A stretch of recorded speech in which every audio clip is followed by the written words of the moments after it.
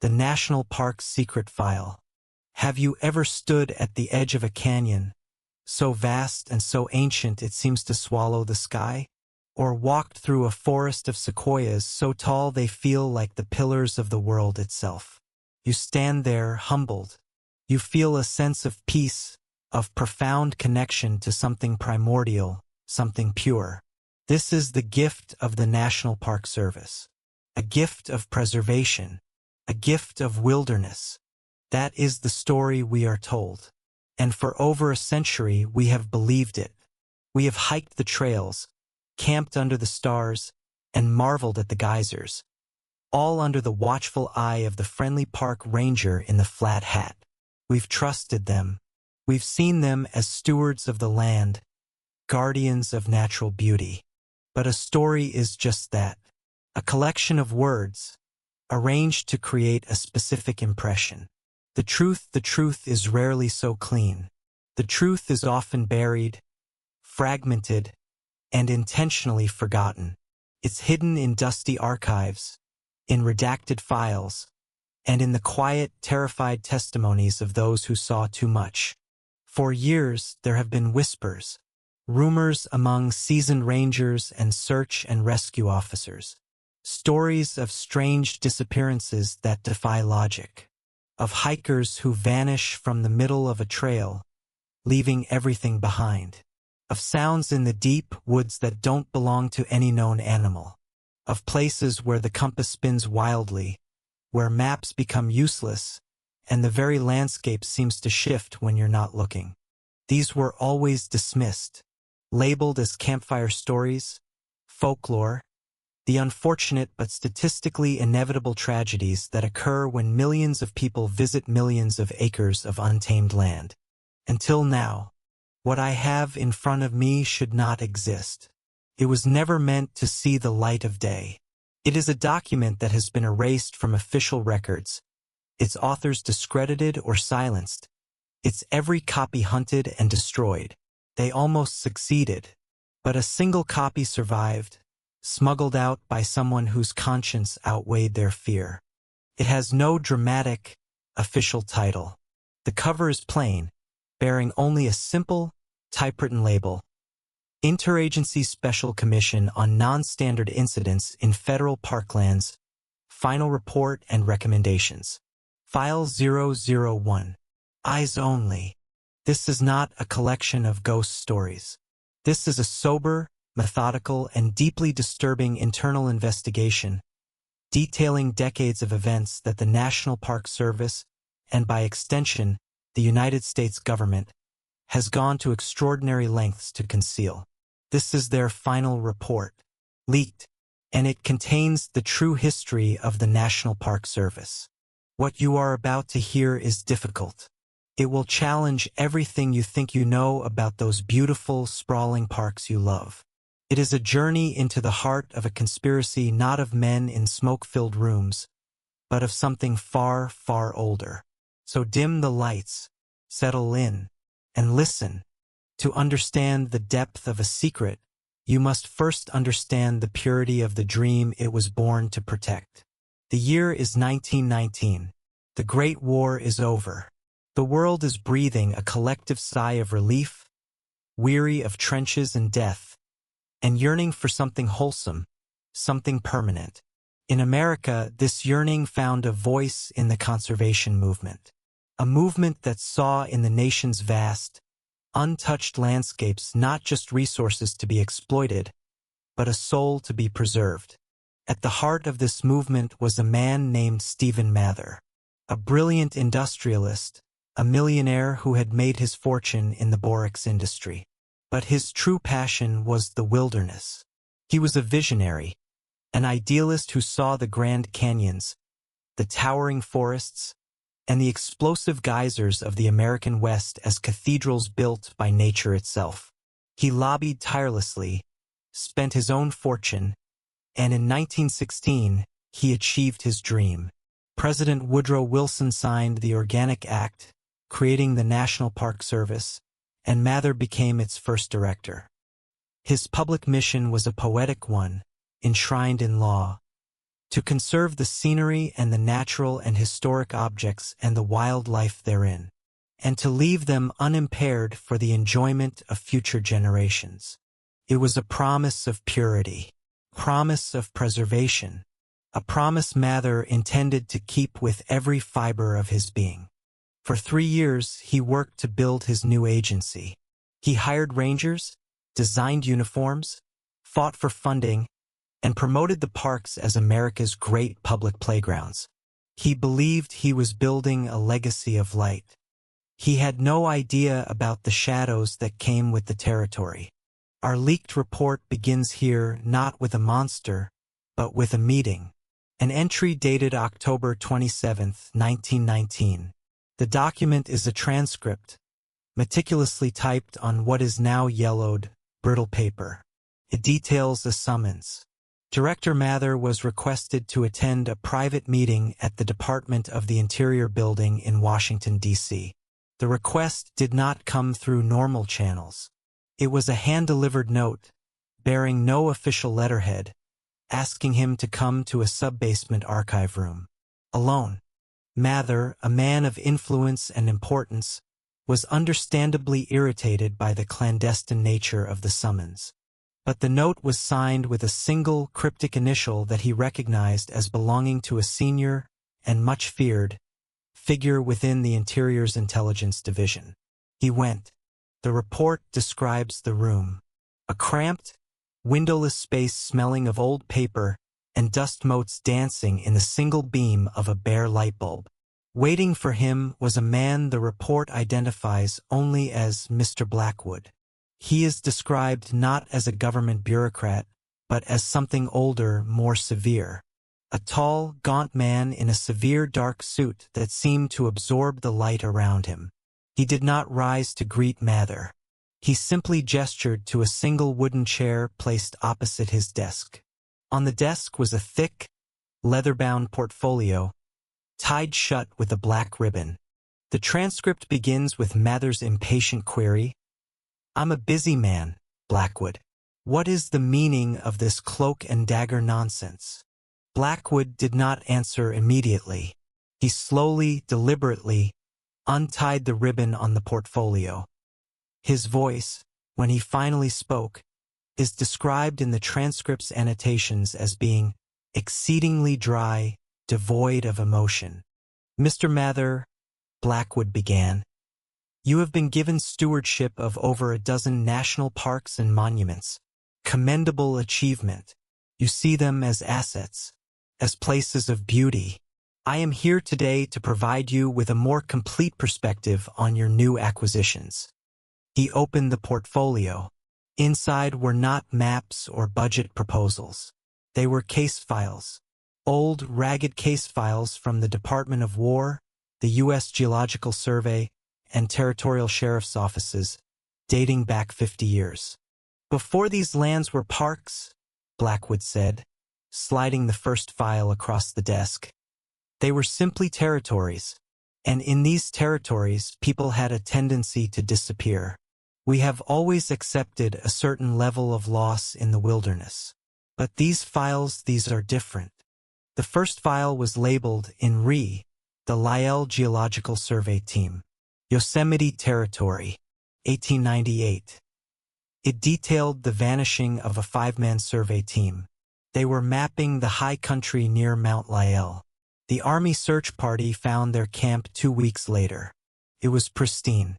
Tents were still erect. A pot of coffee sat, frozen solid, over a dead fire. Surveying equipment was laid out neatly on a canvas sheet. Their journals were stacked by their bedrolls.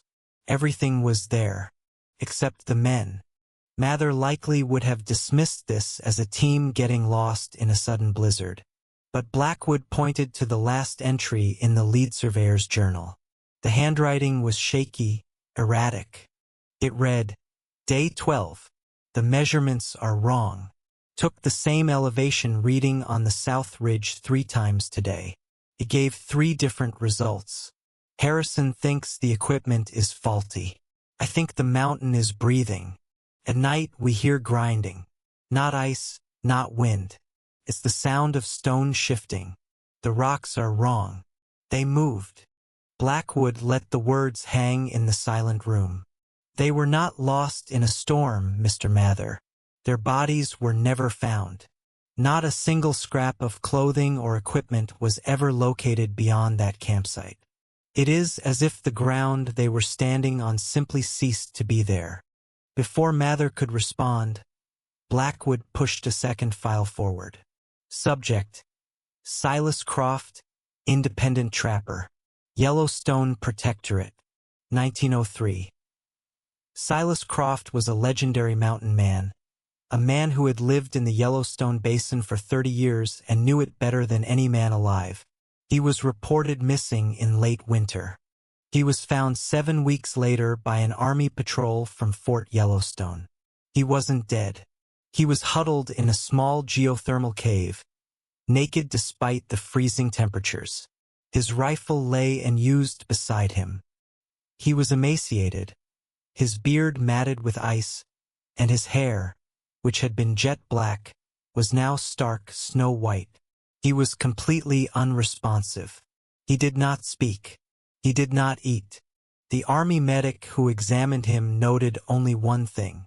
Using a piece of charcoal from the cave floor, Silas spent his final 2 days of life drawing a single, repeating image in the dirt. Over and over again, the medic, in his official report, sketched the image. The sketch is included in our leaked file.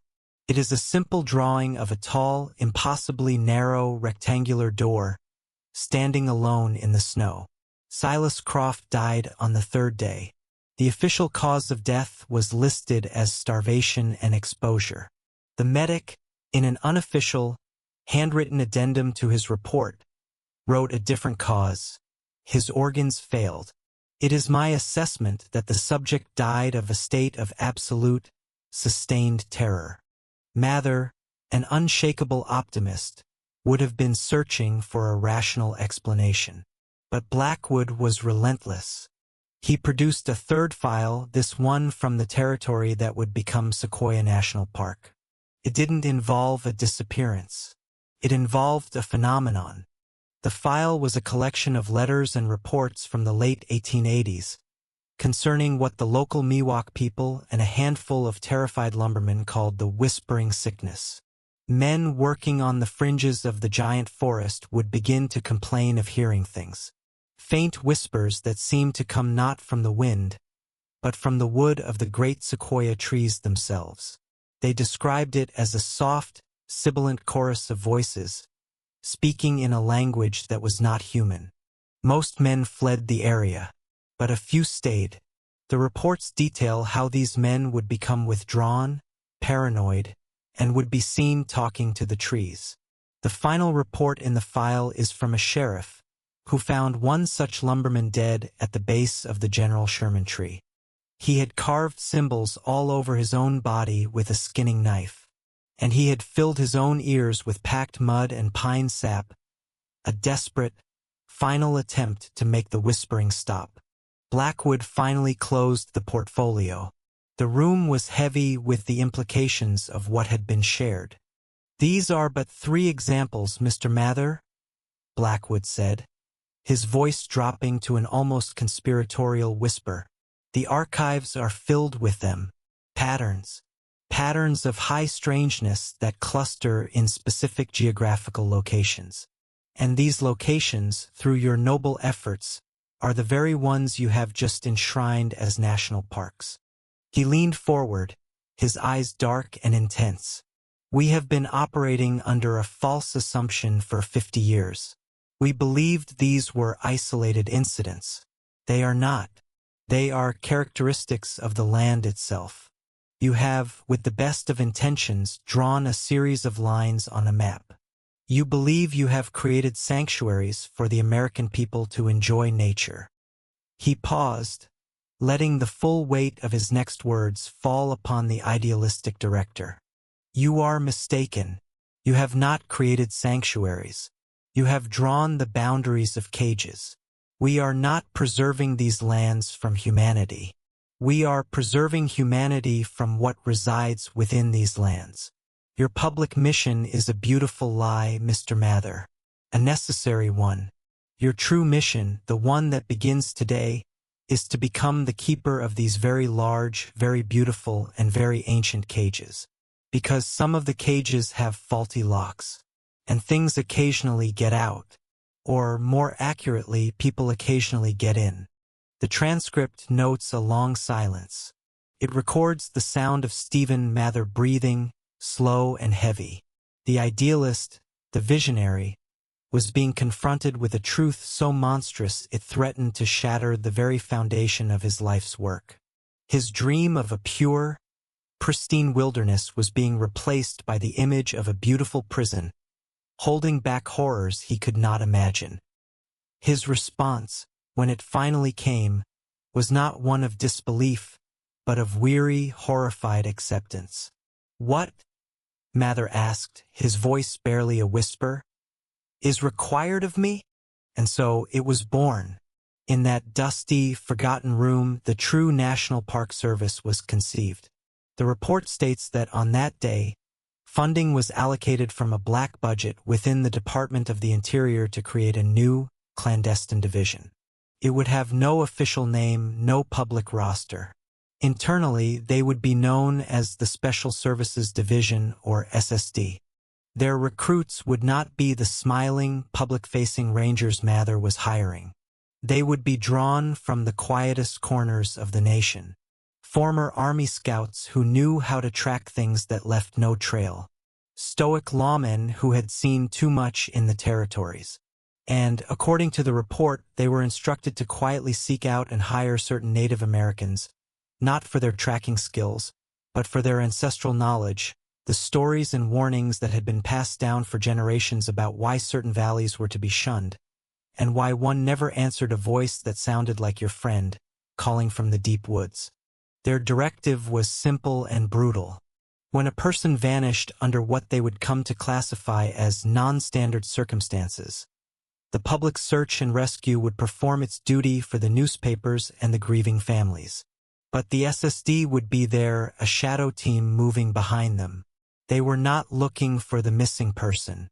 They accepted that person was already gone. They were looking for the reason, for the geological anomaly, the biological entity, the spatial warp. And when they found it, their job was not to study it or fight it. Their job was to contain it, to obscure it, to erase the event, patch the veil, and walk away, leaving the official story a bare attack, a sudden fall, a tragic drowning toe settle like dust over the terrible truth. The public face of the National Park Service would be one of invitation and beauty. The secret heart would be one of containment and fear.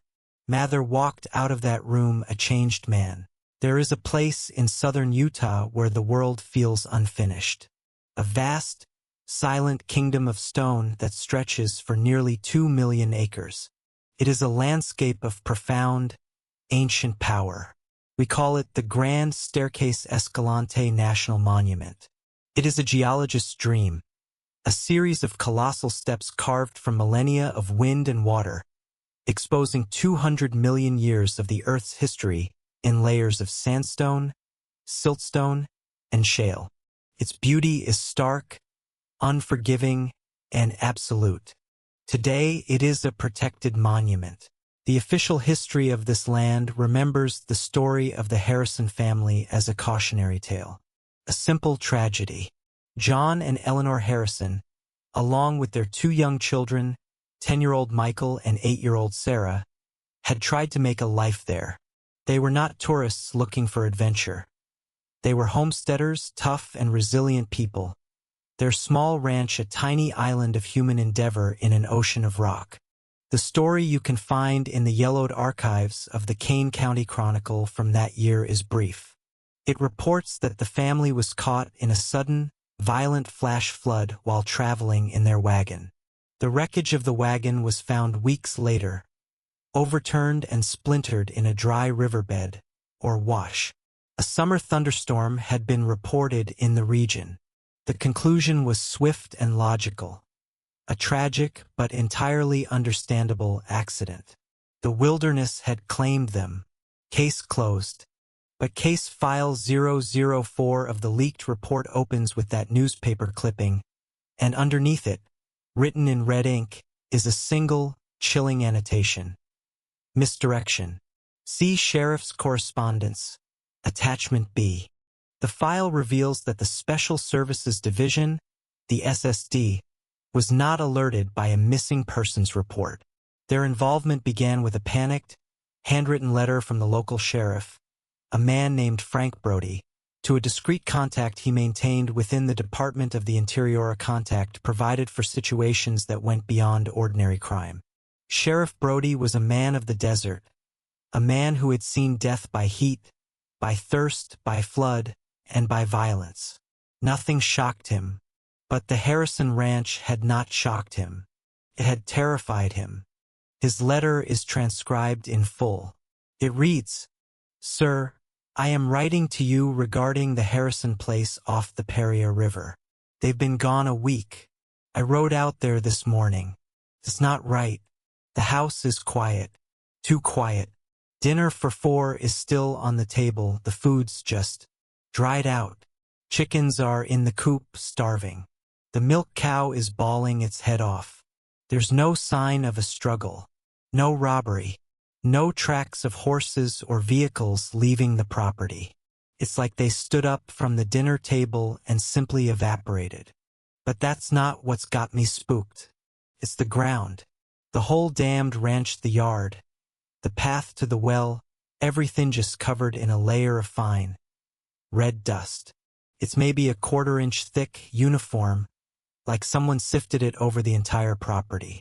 And in all that dust, there is only one set of tracks. Just one. Bare feet. They lead from the front door of the house straight out towards the canyons. They look adult-sized, but the steps are wrong. They're tiny, shuffling steps, no more than 6 inches apart, one foot placed directly in front of the other. Like a man walking a tightrope in his bare feet. They just head straight for the cliffs. I haven't touched a thing. You need to send your people. 3 days later, the SSD team arrived. They were not dressed as lawmen. They looked like geologists or surveyors, their vehicles unmarked. The team was led by Agent Elias Thorne, the same former Army scout we met in our last installment.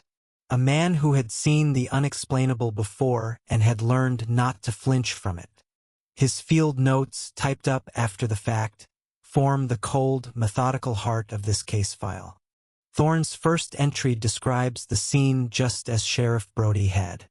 The eerie, petrified diorama of a life interrupted. The silent windmill. The ossified meals on the plates.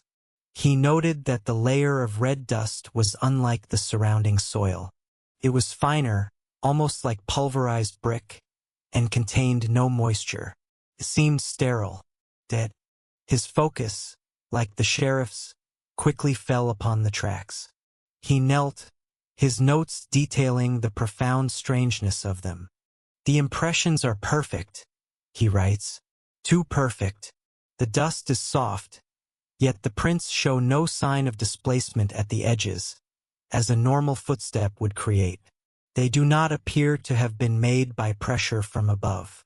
It is more akin to a brand, a faint searing of the shape onto the surface. The stride is unnatural, a shuffling, hesitant gait. It does not speak of an escape or a journey. It speaks of a summons, a compulsion. Agent Thorne and his 2-man team did the only thing they could. They followed the tracks. They led away from the small ranch, across a flat expanse of scrubland, and directly toward the towering monolithic wall of the Coxcomb, a jagged ridge of rock that rose hundreds of feet into the Utah sky. The shuffling footprints never deviated.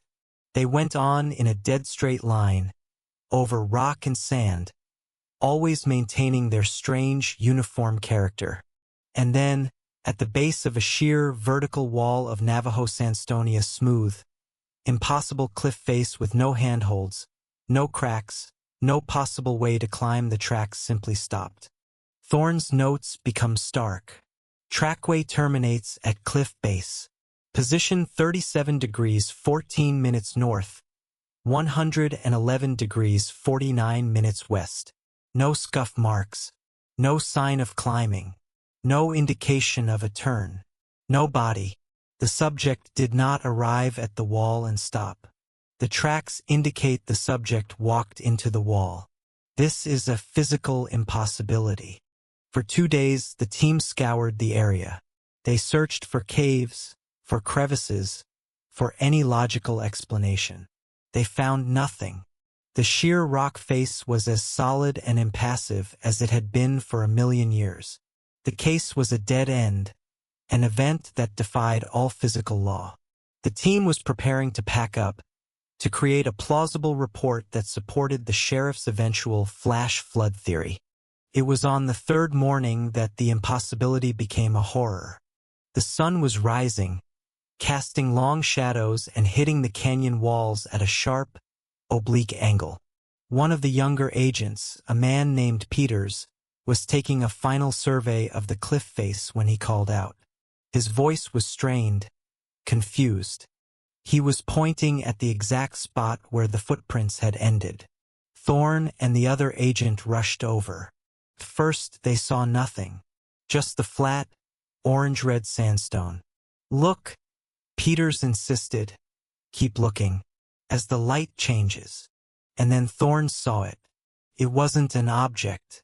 It was a lack of texture, a faint, almost subliminal discoloration in the rock. An outline, a perfect, geometric rectangle, about 7 feet tall and 3 feet wide, the shape of a door. His notes become almost frantic.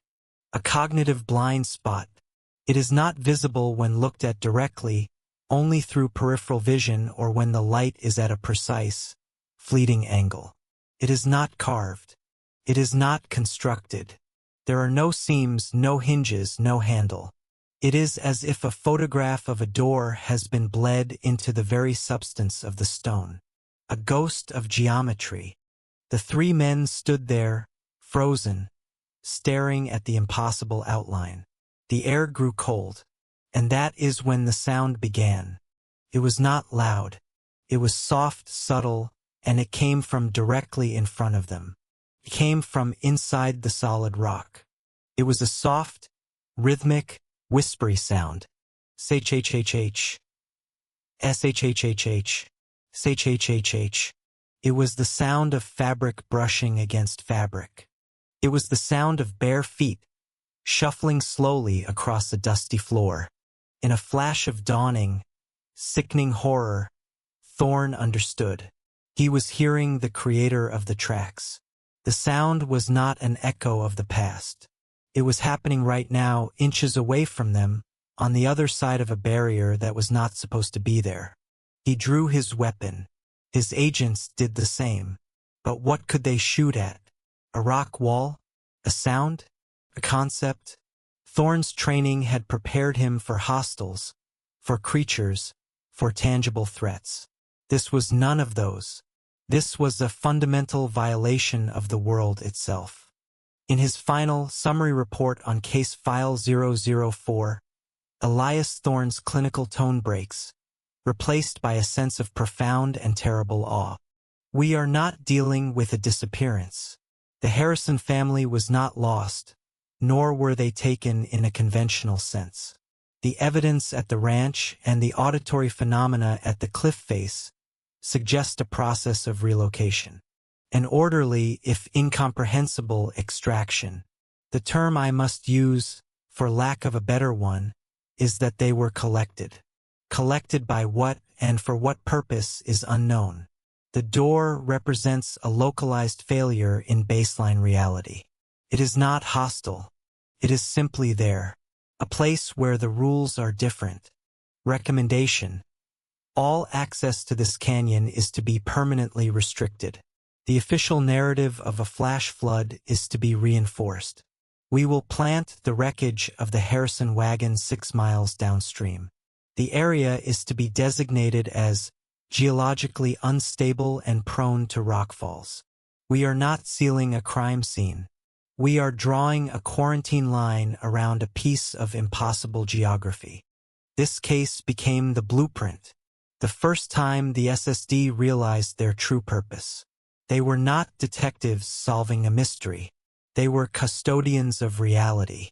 They learned that the most effective way to hide a door that shouldn't exist is to simply put up a sign that says, "Danger, falling rocks," and let humanity's mundane, everyday fears do the rest. The Grand Staircase was the first of many places where the Park Service would build a beautiful public trail, carefully steering you away from the places where the walls of the world have grown terrifyingly thin. If the horror documented in the Utah canyons was one of quiet, sterile, geological wrongness, a violation of physics, then the events that unfolded in the East were its opposite. They were a violation of biology, a plunge into a form of horror that was wet and red and screaming. It was a horror of the flesh. Our journey takes us to the Great Smoky Mountains National Park. Spanning the border of North Carolina and Tennessee, it is a land of ancient, rounded mountains, draped in a perpetual blue-gray haze that gives them their name. It is a place of incredible biodiversity, of lush, dense forests, and tumbling waterfalls. With over 14 million visitors a year, it is, by far, the most visited national park in the United States. Feels knowable, feels safe. The dangers here are supposed to be familiar. A sudden thunderstorm, a wrong turn on a trail, an encounter with a black bear. This perception of safety is, according to the leaked report, the most successful and most vital lie the Special Services Division ever constructed. The file for this region is thick, its pages worn from handling. It is not labeled with the name of a place or a person, but with the name of a process. The title on the cover reads, Project File, Appalachian Regression Phenomenon, ARP, Status, Active, Containment Protocol, Bear Attack Narrative, Level 4 Misdirection. The phenomenon did not begin with a single dramatic event. It began as a slow, creeping statistical anomaly, a quiet drumbeat of tragedy that started in the late 1940s. The victims were always the same type: experienced local hunters, seasoned backpackers, people who knew the Smokies intimately. These were not tourists in flip-flops who wandered off the pavement at a scenic overlook. These were men who had spent their lives in these woods, and they were vanishing. The first few were treated as standard, if unfortunate, missing persons cases by local authorities. But when the case files reached the fledgling SSD, their analysts noticed a pattern that made their blood run cold. In more than a dozen separate cases over a 5-year period, when the missing person's last known campsite was found, the scene was bizarrely out of place. The search parties would find a tent, perfectly pitched, a sleeping bag neatly rolled, cooking gear and food supplies laid out almost as if for a gear inspection. But the person's boots would be sitting empty by the tent flap, and their clothes, their shirt, their trousers, their jacket would be gone. The person had, it seemed, stripped naked in the middle of the wilderness and simply walked away from all their survival gear into the deep woods. Then the sightings began. They were fleeting, uncertain. A family camping near Abrams Falls would report a glimpse of a naked man running with impossible speed along a distant ridgeline. A park ranger would catch a flash of movement in his headlights on a remote service road late at night, something pale and gaunt that darted back into the trees before he could get a clear look. These reports were dismissed as mistakes, tricks of the light, or local folklore. The SSD, however, did not dismiss them. Their initial theory was grim but rational. They suspected the existence of a hidden, feral community. Perhaps an isolated family clan, degenerated by generations of inbreeding, who had rejected all contact with the outside world and had taken to preying on those who wandered too deep into their territory. It was a plausible, if disturbing, explanation. In the autumn of 1958, the SSD approved a covert reconnaissance mission, codenamed Operation Deepwood. The goal was to locate this supposed feral clan, assess their numbers and threat level, and establish a permanent, hidden quarantine zone around them. A four-man team of the SSD's best trackers was selected. They were veterans of conflicts in the Pacific and Europe, men who understood stealth and survival. The team leader was a 35-year-old agent named Marcus Gallo. He was the only one who came back. The bulk of the file on the ARP is the verbatim transcript of Agent Gallo's debriefing, conducted in a secure medical facility 3 weeks after his rescue. The man dictating the transcript, an SSD psychiatrist, notes that Gallo spoke in a monotone, his hands shaking uncontrollably throughout the entire 6-hour interview. His testimony is a descent into a biological hell. Gallo's team was inserted into the most remote, rugged part of the park, a region known as the Hazel Creek Backcountry. For 2 days, they followed a series of strange, bare footprints that led them away from any known trail into a deep, narrow valley that did not appear on any of their topographical maps. The nature of the forest began to change. Gallo described it as sick. The ancient trees grew in unnatural, twisted shapes, their branches contorted as if in agony. A thick, cloying mist clung to the ground, even at midday, and most unsettlingly, the world fell silent. All birdsong, all insect noise, all the normal chatter of the forest ceased completely. It was the loudest silence I've ever heard, Gallo stated. The kind of quiet that feels like it's listening to you. On the 3rd day, they found the settlement. It was not a village of human cabins. It was, Gallo said, like a colony of insects had tried to mimic human dwellings. A series of crude, dome-like shelters were woven from mud, leaves, and bent saplings, plastered against the side of a cliff like distorted wasp nests. The air was thick with a foul, musky odor of rot and filth. And in the center of this grotesque settlement, they found the proof they were looking for. Piles of it, hikers' clothes, dozens of shirts, jackets, and trousers, all torn and stained, arranged in heaps. Beside them were piles of bones. At first glance, they appeared to be deer and other game animals. But then, Gallo's team leader found a human femur. It had been snapped in two, the marrow scraped clean from the inside. They were standing in a butcher's yard. As the horror of the realization washed over them, they were ambushed. Gallo's description of the attackers is where his composure in the debriefing finally shattered. He called them the feral ones. They were not, he insisted, just wild men. They were fundamentally changed. They came from everywhere at once, he said, his voice trembling on the recording. Out of the mud huts, down from the trees, some even clawed their way out of burrows in the ground.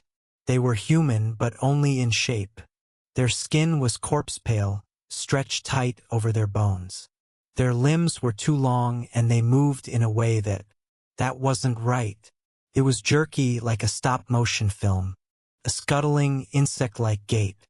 And their eyes, God, their eyes. They were wide, perfectly round, and the pupils were completely dilated, just two black discs that reflected no light. They didn't use weapons. They swarmed the SSD team, a tide of pale limbs and ravenous hunger, using only their teeth and their long, filth-caked fingernails that had hardened into talons. But the most terrifying thing, Gallo said, was the sound. They didn't scream or yell like men in a fight.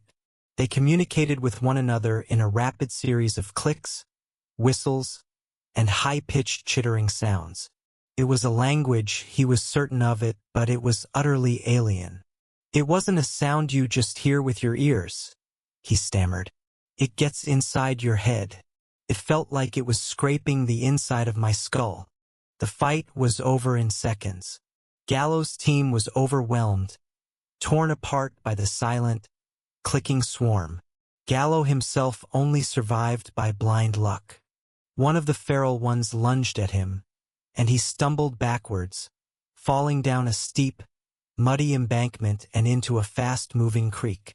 He was swept downstream, battered and broken, as the chittering sounds faded behind him. He was found a week later by a fisherman, miles away, wandering deliriously. He was suffering from severe exposure, malnutrition, and a deep, infected bite mark on his shoulder. His report changed everything. The SSD's theory of an isolated clan was wrong. The terrifying truth was far worse.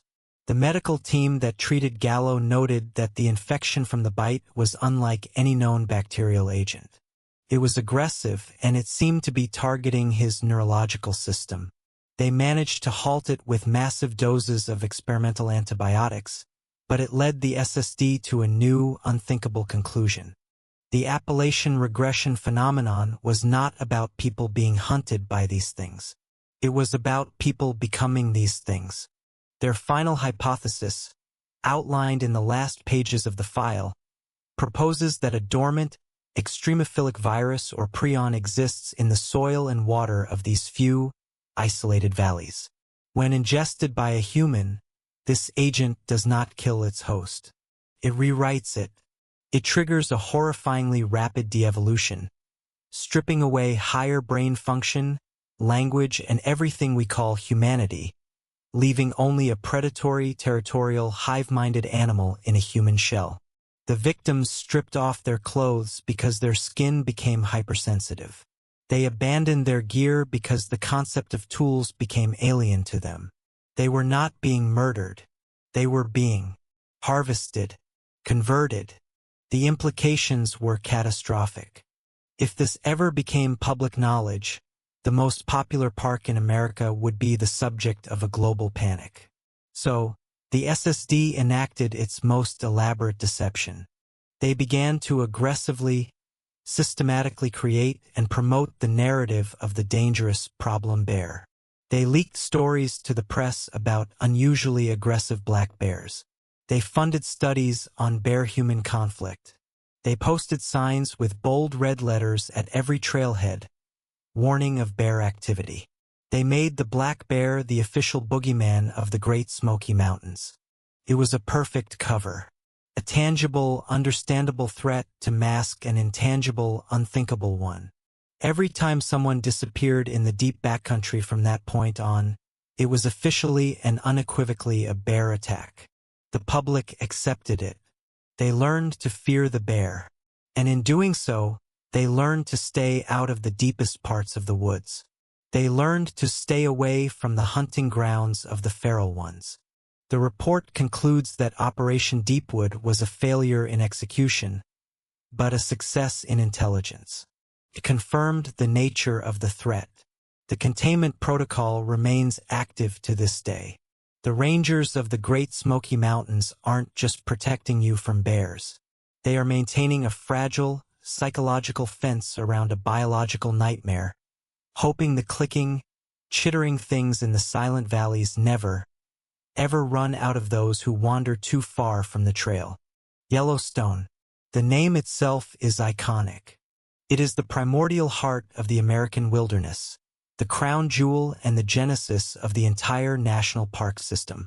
A land of fire and ice, where the ground itself is alive, breathing steam and hurling boiling water toward the sky. We know it for Old Faithful, for the prismatic colors of the grand prismatic spring, for the vast herds of bison that roam its valleys. We see it as a geologic wonderland, a testament to the power of the supervolcano that slumbers beneath its thin crust. And that is the key, the thin crust. We have always thought of that crust in physical terms, a fragile layer of rock separating us from a sea of magma. The leaked report reveals that the SSD came to understand that the crust in Yellowstone is thin in more ways than one. It is a place where the very fabric of reality is stretched taut, worn thin, and occasionally rips open. The file for Yellowstone is the thickest in the entire report, a heavy tome bound in black leather. Its designation is simple: Designation Alpha. Its title is anything but Geospatial Anomalies and Temporal Distortions. The file is a catalog of the bizarre. Dozens of short, baffling incident reports from rangers over the decades. A trail crew that spends 8 hours clearing a path, only to return the next morning to find the trail gone, replaced by a dense, mature forest that would have taken a century to grow.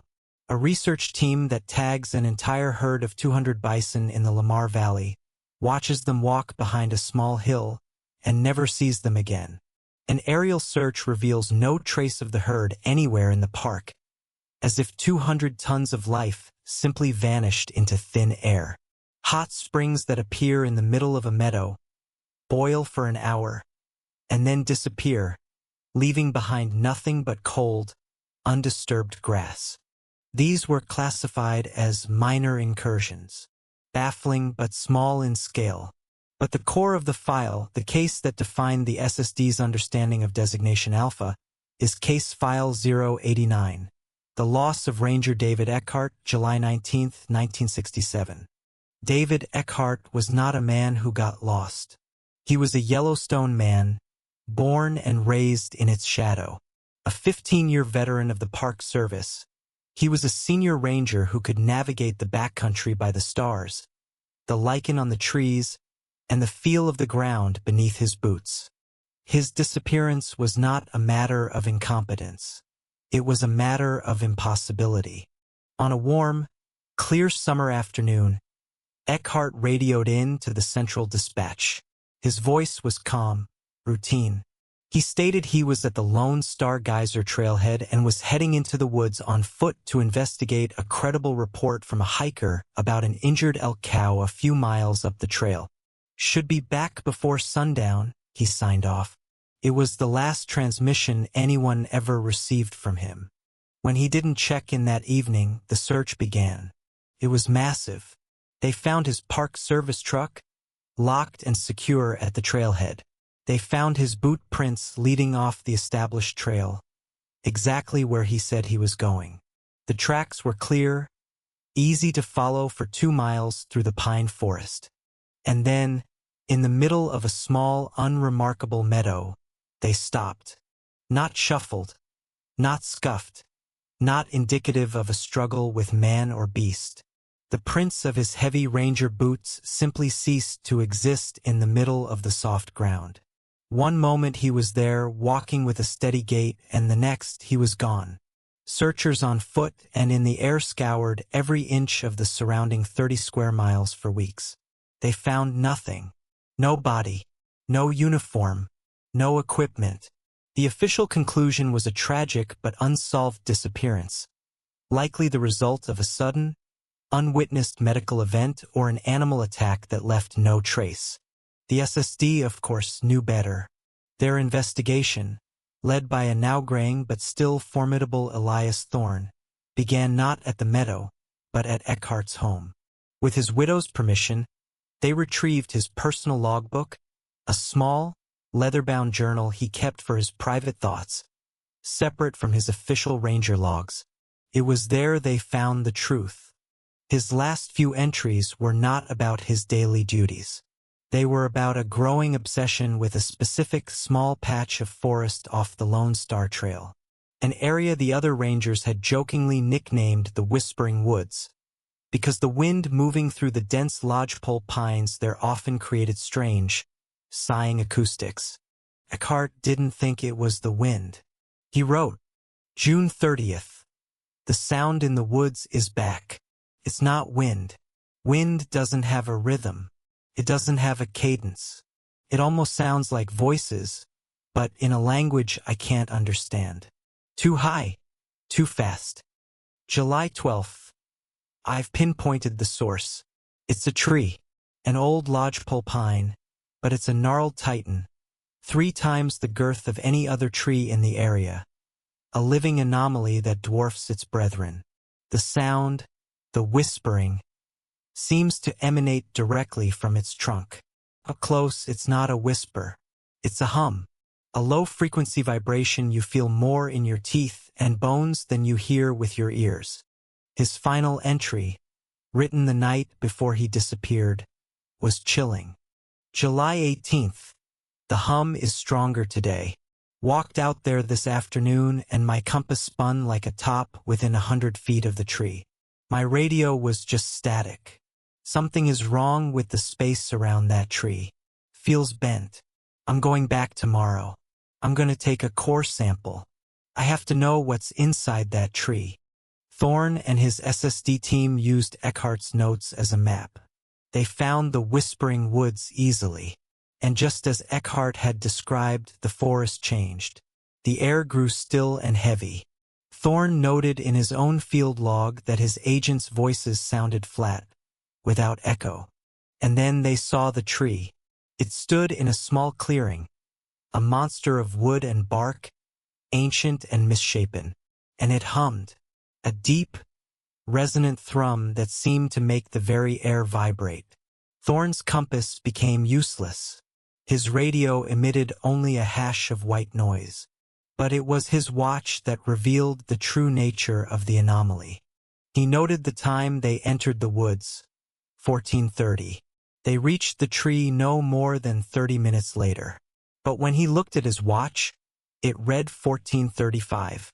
And the sun, which should have been moving across the afternoon sky, seemed to hang motionless, locked in place. Time itself was moving slower here. The space was dilated. They found no sign of Eckhart. No tracks, no blood, no broken branches. Nothing. Just the giant, humming tree. They were about to leave to classify the area for permanent, covert restriction, when the youngest agent on the team, a man who had remained silent the entire time, let out a strangled gasp. He was pointing at the massive trunk of the pine tree. "Sir, look, don't look at it. Look through it." Thorne followed his gaze. For a moment he saw nothing. Then he saw what the agent saw. It was like a shimmering, wavering distortion in the air, a pocket of heat haze superimposed over the bark of the tree. It was a window, and through that window they saw a scene of impossible, alien beauty. They saw a forest, but the trees were a pale, bone-white, and their leaves were the color of twilight lavender. The ground was covered not in grass, but in a softly glowing blue moss. And most disorienting of all, the sky was a shade of bruised violet, illuminated by the light of two pale, green suns. And walking through that alien landscape, his back to them, was a figure, a tall man, wearing the unmistakable gray and green of a National Park Service ranger uniform. He was walking away from them, deeper into the glowing moss and the strange white trees. He never looked back. It was David Eckhart. The young agent screamed, a raw, terrified sound that shattered the unnatural stillness. The instant he did, the vision snapped shut. The heat haze vanished. All that remained was the ancient, humming tree. Thorne grabbed the terrified agent and pulled him back. "We are leaving. Now." His final report on the case established the SSD's terrifying new understanding of Designation Alpha. Yellowstone was not a park with anomalies in it. The entire park was the anomaly. Ranger Eckhart was not taken, Thorne wrote. He was not a victim of foul play. He simply walked through a door. Yellowstone is not a single, stable location. It is an intersection, a place where our reality, for reasons we cannot comprehend, overlaps with others. These overlaps are unstable, unpredictable, and indifferent. Eckhart took one wrong step at one wrong moment and crossed a threshold. He is not dead. He is merely elsewhere, a place from which there is no return. The SSD's mission in Yellowstone became the most complex of all. They could not quarantine every strange tree or patch of ground. The anomalies were too numerous, too transient. So they developed a protocol of subtle discouragement. They became masters of misdirection. When a trail began to show signs of temporal or spatial instability, it would be quietly rerouted. A sign would appear, Trail closed for habitat restoration. When a whole valley exhibited persistent strangeness, the SSD would invent a story about an aggressive, territorial grizzly bear and close the entire area to hiking. They manipulate the flow of millions of tourists every year, guiding them like a flock of sheep along a few, carefully chosen, stable paths. They let you see the geysers and the wildlife, the beautiful, safe facade. Their true job is to ensure you never accidentally wander off that path and step through a shimmering doorway into a forest under two green suns. They are not protecting the park from the people. They are protecting the people from the park's very geometry. There are threats that you can fight. There are monsters you can, in theory, put down with a gun. There are doors you can seal and quarantines you can enforce. But what do you do when the threat is not a creature or a place, but the place itself? What do you do when the very thing you are meant to preserve is the source of the danger? Our investigation now moves northwest, to the state of Washington, and to a landmark that dominates the skyline for 100 miles in every direction. An icon of sublime and terrifying power, Mount Rainier. To the public, it is an awesome spectacle. An active stratovolcano reaching over 14,000 feet into the sky, draped in more glacial ice than all other Cascade volcanoes combined. It is a challenge, a beacon for mountaineers, climbers, and adventurers who seek to test their limits against one of nature's most formidable creations. It is beautiful, it is dangerous, and it is, to all outward appearances, just a mountain. In the secret files of the Special Services Division, Mount Rainier has a different name. It is not a park or a geological feature. It is a mechanism. They call it the Great Filter. This section of the leaked report is different from the others. It is less concerned with disappearances and more with alterations. The file is not about what the mountain does to the body, but what it does to the soul. The project title is chilling in its clinical sterility. Acoustic and Cognitive Dissonance Events, ACD, Rainier Massif. The pattern first emerged in the early 1980s, coinciding with a rise in high-altitude mountaineering as a popular sport. The incidents were almost exclusively confined to elite, experienced climbers, the best of the best operating above the 10,000-foot line, on the vast, alien landscapes of the mountain's upper glaciers. The official reports list a statistically troubling number of accidents. Climbers making fatal errors in judgment, sudden, inexplicable psychological breaks, and, most disturbingly, a spike in suicides. The official causes were always plausible, always mundane. Severe altitude sickness, hypoxia-induced delirium, or a phenomenon climbers themselves call summit fever, a dangerous obsession with reaching the peak that overrides all rational thought. These explanations were accepted. They made sense. But the SSD report contains the confidential debriefing transcripts with the partners and survivors of these incidents. These men and women were shattered, not just by the loss of their friends, but by the sheer inexplicability of what they had witnessed. And their stories, taken from dozens of separate events over years, are hauntingly, terrifyingly consistent. It always began, they said, with the silence.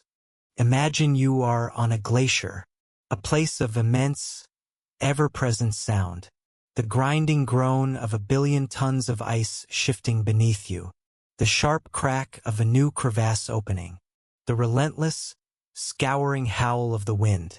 Now imagine all of it stops, instantly, not fades away, but ceases, as if a switch has been thrown. Every survivor described this moment with the same sense of profound violation, an absolute, perfect, and deeply unnatural silence that descends upon the mountain, a silence so total, so oppressive, that as one survivor stated, you could hear the hiss of the blood moving behind your own eyes. It was the sound of a vacuum. And then, into that impossible void of sound, something new would begin. It started at the very edge of hearing.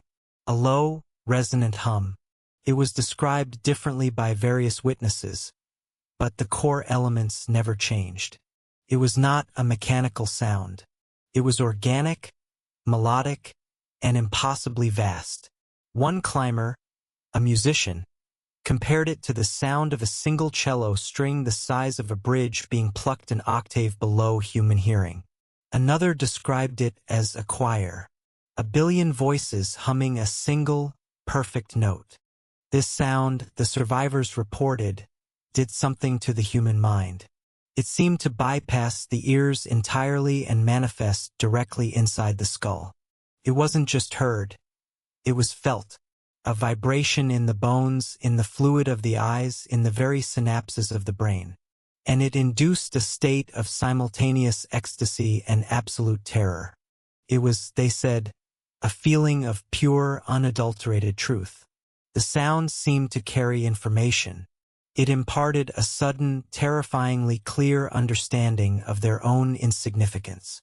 They reported feeling their entire lives, their memories, their hopes, their loves, their fears as nothing more than a flicker of static, a momentary spark of chaotic electricity in the face of something eternal, serene, and unimaginably vast.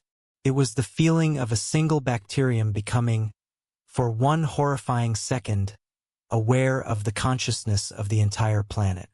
For some, this revelation was a release. For others, it was a judgment. For many, it was simply too much to bear. The report details the case of a world-renowned Japanese mountaineer in 1987. His name is redacted. He was on a final, treacherous push to the summit via the Liberty Ridge route with his climbing partner of 10 years. His partner, in his SSD debriefing, stated that the great silence fell, followed by the deep, resonant hum. The climbers stopped, clipped to their safety line on a sheer ice wall.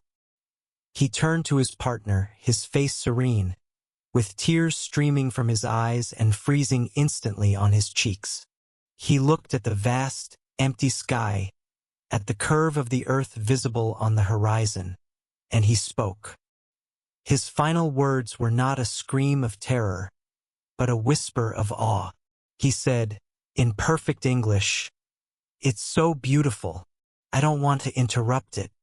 And then he unclipped his carabiner from the safety line and calmly, peacefully, stepped backward off the edge of the ridge, vanishing into the thousands of feet of empty air below.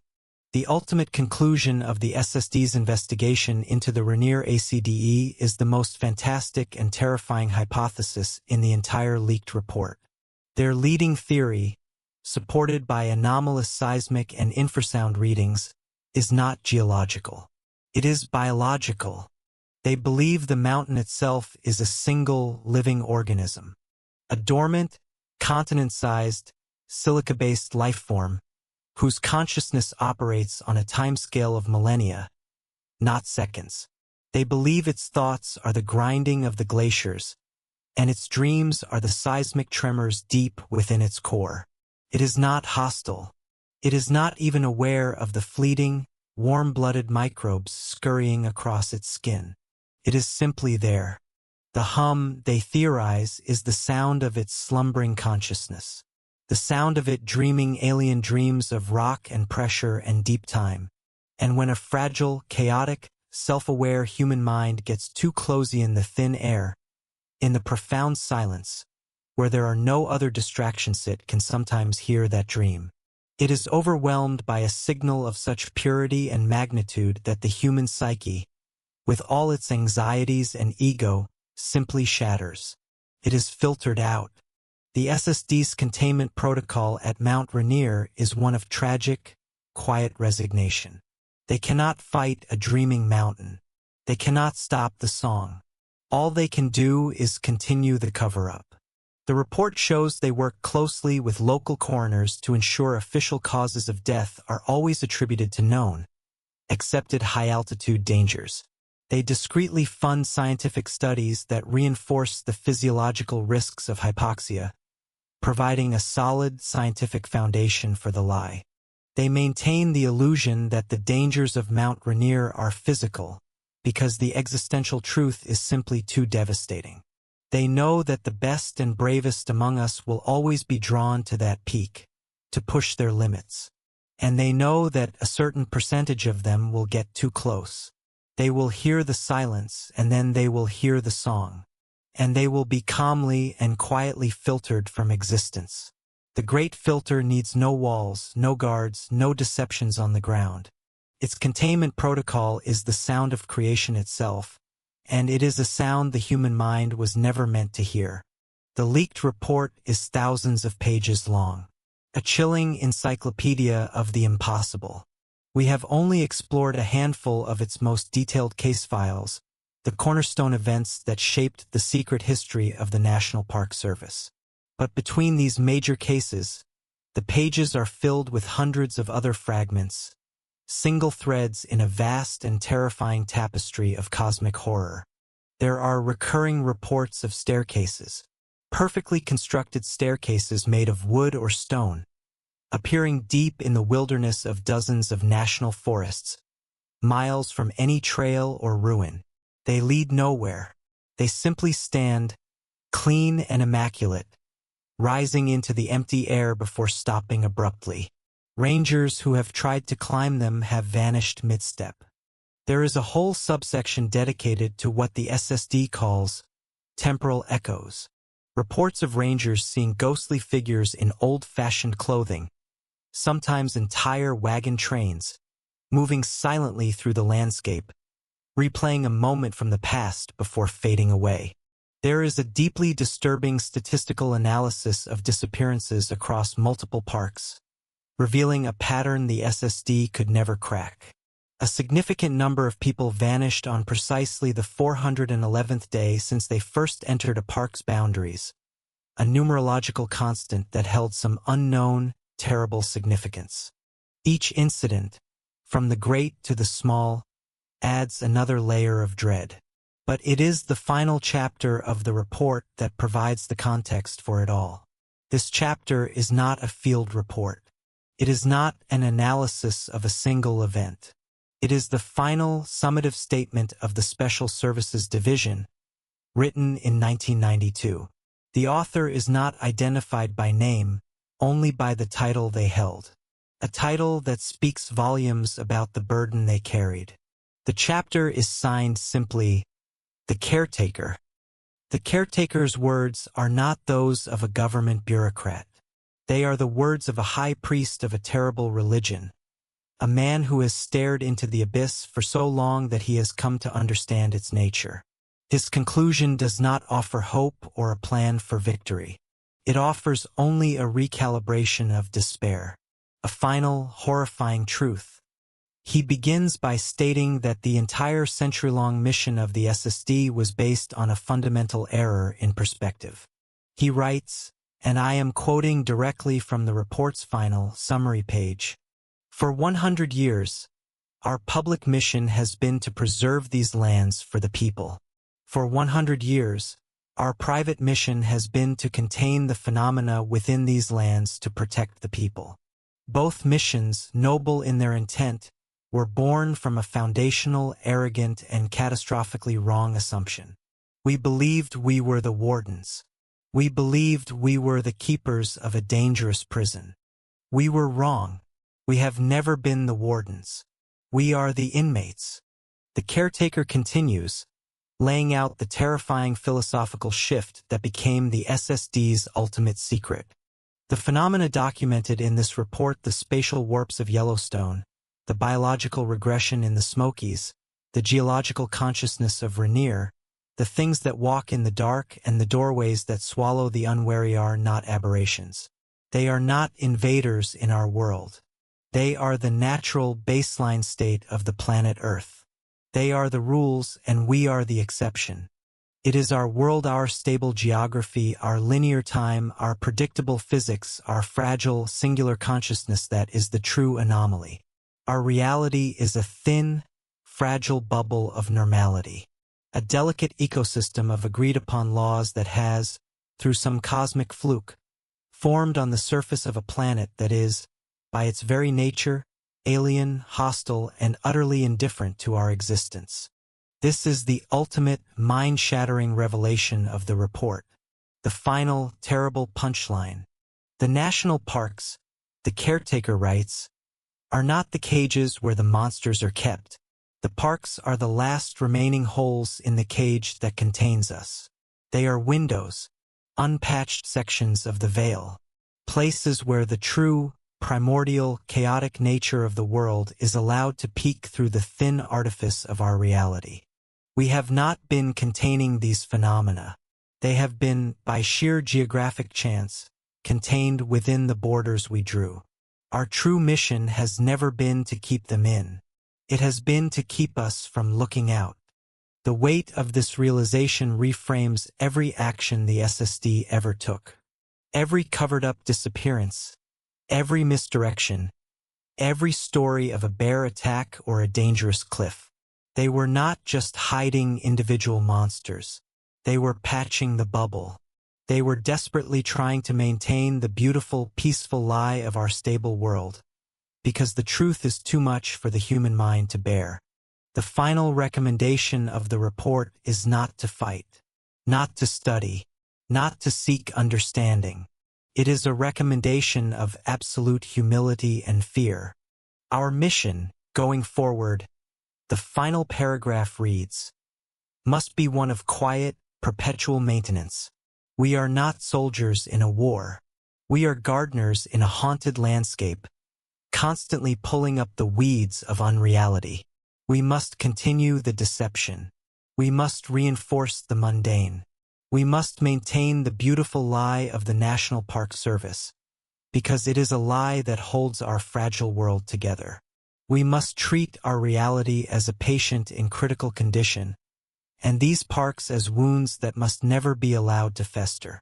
We must continue to hide the truth, because humanity is not ready to learn that it is living on borrowed time, in a rented room, and the landlord is starting to stir in its sleep.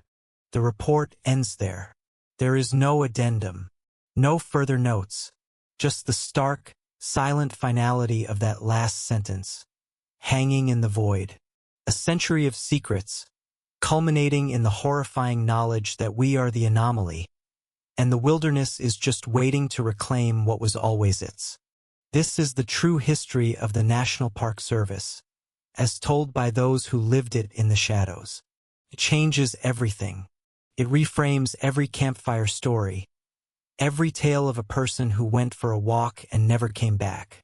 It suggests that the friendly park ranger in the flat hat is not just a guide. They are a guardian, standing a silent, lonely watch on the edge of reality itself. The wilderness is not empty. It is full. It is ancient. And it is waiting. So the next time you stand at the edge of that vast canyon, or walk among those silent, giant trees, by all means enjoy the view. Marvel at the beauty that has been so carefully preserved for you. It is a gift. But be respectful of the boundaries. Stay on the marked trails. Do not go where you are told not to go. Listen to the rangers, for they know the true lay of the land. And if you should see something that doesn't bellow na staircase to nowhere, a tree that hums a song your bones can feel, a shimmering door in a solid rock wall, turn around. Walk away. Do not investigate. Do not take a picture. Erase it from your memory. Understand that you have just looked through a crack in the wall of your world, and you are lucky that nothing looked back. Thank you for listening. This knowledge is a heavy burden, but it is one that must be shared. The more of us who understand the rules, the safer we all might be. Be careful out there, and whatever you do, stay in the light. This leaked report changes everything. It reframes every story of a person lost in the woods. Every strange sound you hear just beyond the light of your campfire. It suggests that the park rangers are not just there to help you find the bathroom or to tell you not to feed the squirrels.